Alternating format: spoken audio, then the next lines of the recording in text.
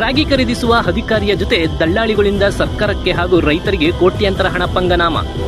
ಸರ್ಕಾರದ ನಿಯಮಗಳನ್ನು ಉಲ್ಲಂಘಿಸಿ ಸ್ವಇಚ್ಛೆಯಿಂದ ರಾಗಿ ಖರೀದಿಸುತ್ತಿರುವ ಅಧಿಕಾರಿ ಗುಣಮಟ್ಟ ಪರಿಶೀಲಿಸದೆ ದಳ್ಳಾಳಿಗಳಿಂದ ನೇರ ಹಗರಣಕ್ಕೆ. ರೈತರಿಗೆ ನ್ಯಾಯ ದೊರಕಿಸಿಕೊಡಬೇಕಾದ ಜನಪ್ರತಿನಿಧಿಯನ್ನು ಈ ಕ್ಷೇತ್ರದ ರೈತರು ದುರ್ಬಿ ಹಾಕಿಕೊಂಡು ಹುಡುಕುವ ಪರಿಸ್ಥಿತಿ ಉಂಟಾಗಿದೆ. ಪಾಂಡವಪುರ ತಾಲೂಕಿನ ಕೃಷಿ ಉತ್ಪನ್ನ ಮಾರುಕಟ್ಟೆಯ ರಾಗಿ ಖರೀದಿ ಕೇಂದ್ರದಲ್ಲಿ ಗುಣಮಟ್ಟ ಪರಿಶೀಲಿಸದೆ ದಳ್ಳಾಳಿಗಳಿಂದ ನೇರವಾಗಿ ಉಗ್ರಾಣಕ್ಕೆ ಹೋಗುವ ರಾಗಿ ಚೀಲದಲ್ಲಿ ಕಸಕಡ್ಡಿಗಳನ್ನು ಬೇರ್ಪಡಿಸದೆ ನೇರವಾಗಿ ಸರ್ಕಾರಿ ಚೀಲಗಳಿಗೆ ತುಂಬಿ ಉಗ್ರಾಣಕ್ಕೆ ಸಾಗಿಸುತ್ತಿರುವ ಘಟನೆ ನಡೆಯುತ್ತಿದೆ ಎಂದು ರೈತರು ಗಂಭೀರವಾಗಿ ಆರೋಪವನ್ನು ಮಾಡುತ್ತಿರುವುದನ್ನು ತಿಳಿದು ಪತ್ರಕರ್ತರು ಸ್ಥಳಕ್ಕೆ ಭೇಟಿ ನೀಡಿ ಪರಿಶೀಲಿಸಿದಾಗ ರಾಗಿ ಖರೀದಿ ಕೇಂದ್ರದ ಅಧಿಕಾರಿ ಸರ್ಕಾರಕ್ಕೆ ಹಾಗೂ ರೈತರಿಗೆ ಧೋಖಾ ಮಾಡುತ್ತಿರುವುದು ಕಂಡುಬಂದಿದೆ. ಸರ್ಕಾರ ನಿಗದಿಪಡಿಸಿದ ನಿಯಮಾವಳಿಗಳನ್ನು ಪಾಲಿಸದೆ ಕೆಲವು ದಲ್ಲಾಳಿಗಳು ನೇರವಾಗಿ ಉಗ್ರಾಣಗಳಿಗೆ ರಾಗಿಯನ್ನು ಸಾಗಿಸುತ್ತಿರುವುದು ಬೆಳಕಿಗೆ ಬಂದಿದೆ.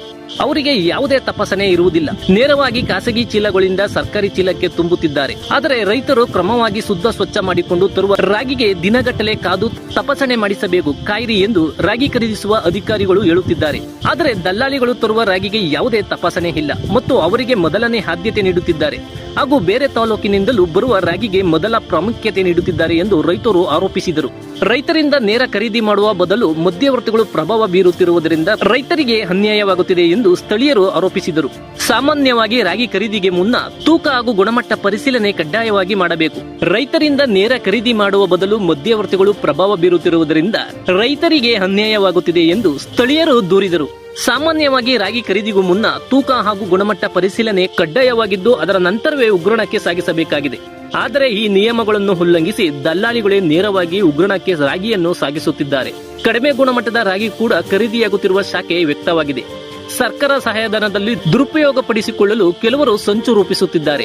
ರಾಗಿ ಖರೀದಿಸುವಾಗ ರಾಗಿಯನ್ನು ರಾಶಿ ಹಾಕಿ ನಂತರ ಚೀಲಗಳಿಗೆ ತುಂಬಬೇಕು. ಆದರೆ ರಾಗಿ ಖರೀದಿಸುವ ಅಧಿಕಾರಿ ತಮ್ಮ ಸ್ವಇಚ್ಛೆಯಿಂದ ಮನಬಂದಂತೆ ಕೆಲಸ ನಿರ್ವಹಿಸುತ್ತಿದ್ದಾರೆ. ಸಾರ್ವಜನಿಕರು ಕೇಳಿದರೆ ಸರಿಯಾಗಿ ಉತ್ತರಿಸದೆ ಬೇಜವಾಬ್ದಾರಿತನ ತೋರುತ್ತಿರುವುದು ಎದ್ದು ಕಾಣುತ್ತಿದೆ ಹಾಗೂ ತೂಕ ಮಾಪನದಲ್ಲೂ ವೇರಿಯೇಷನ್ ಕಾಣುತ್ತಿದೆ ಎಂದು ರೈತರು ಅಸಮಾಧಾನ ವ್ಯಕ್ತಪಡಿಸಿದರು.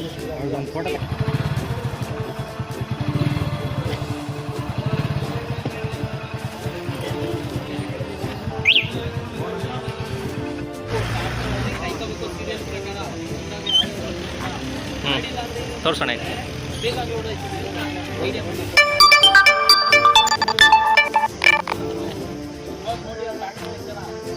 ಮಾತಾಡೋಣ.